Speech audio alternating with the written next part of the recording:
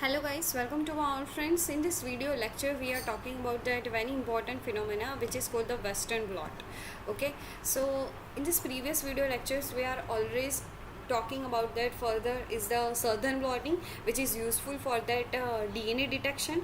Okay, then after northern blotting, which is useful for that RNA detection, and now we are talking about the protein detection scenario of that Western blot. Okay, so Western blot जो है ना वो बहुत ही ज़्यादा important and sensitive method मानी जाती है कि जब भी हम प्रोटीन ऑफ इंटरेस्ट को जानने लगते हैं, यानी कि हमारा जीन ऑफ इंटरेस्ट अगर वो सैंपल के अंदर है कि नहीं है, वो अगर हमें चेक करना होता है तो वो हम वेस्टर्न ब्लॉट के थ्रू करते हैं.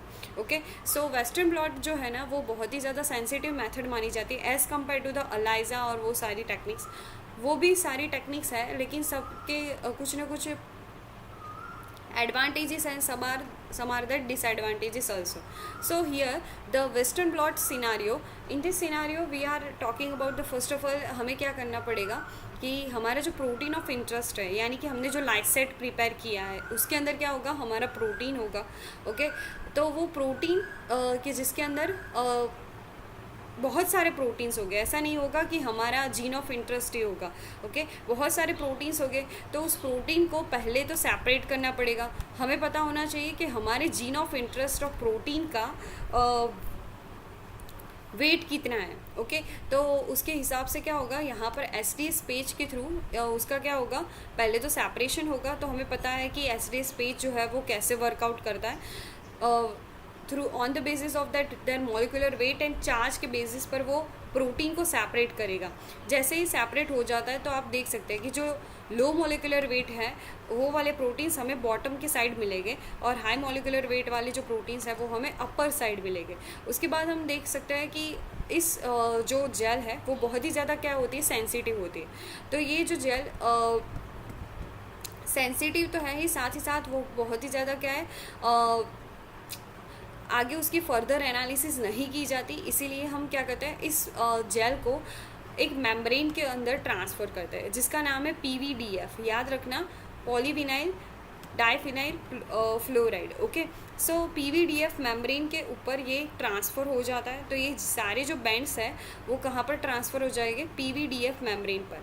उसके बाद ये ट्रांसफ़र मैकेनिज़्म बहुत ही ज़्यादा ऐसे इलेक्ट्रिक करंट के बेसिस पर होती है कि जिसके अंदर क्या किया जाता है. पहले तो आप देख सकते हैं, यहाँ पर मैं आपको दिखाती हूँ कि यहाँ पर एक पहले क्या रखते हैं वो बहुत सारे पेपर्स रखते हैं. ओके, उसके बाद यहाँ पर एक स्पॉन्ज आता है,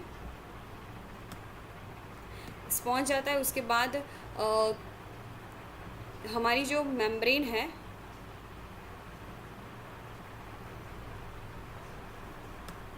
मेम्ब्रेन आ जाएगी. ओके, ये ब्लू कलर की हमारी मेम्ब्रेन है. उसके बाद क्या आ जाएगा,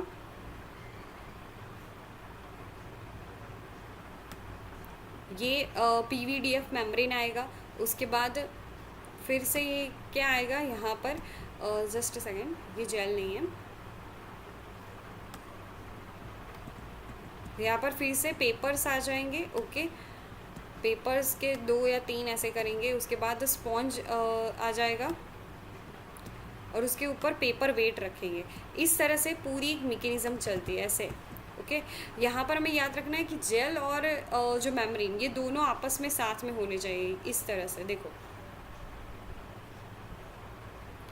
इस तरह से दोनों ये जो है ना साथ में होने चाहिए. ये ब्लू कलर का है वो जेल है और ये येलो कलर का है वो क्या है, मेम्ब्रेन है. ओके, तो इस तरह से ये सब साथ में होने चाहिए. उसके बाद इलेक्ट्रिक करंट शुरू करने से ये सारी जो मैकेनिज्म है वो कहाँ पर होती है, एक बफर के अंदर होती है. ओके, ये बात याद रखना. और इलेक्ट्रिक करंट सप्लाई करने से क्या होगा कि ये जो मेम्ब्रेन एसडीएस पेज पर जो भी बैंड्स थे वो मेम्ब्रेन के ऊपर क्या हो जाएंगे, ट्रांसफ़र हो जाएंगे. इस तरह से ट्रांसफ़र हो जाएंगे. ओके, तो यहाँ पर मेम्ब्रेन के ऊपर तो सारे प्रोटीन्स आ गए. तो हमें तो क्या करना है, हमें तो हमारा जीन ऑफ इंटरेस्ट चाहिए. तो हमने क्या बनाया होगा, उसके खिलाफ एक टाइप की एंटीबॉडी तैयार की होगी जिसको बोला जाता है प्राइमरी एंटीबॉडी. ओके, तो हमारा मान लीजिए कि ये हमारा प्रोटीन ऑफ इंटरेस्ट है. Just a second,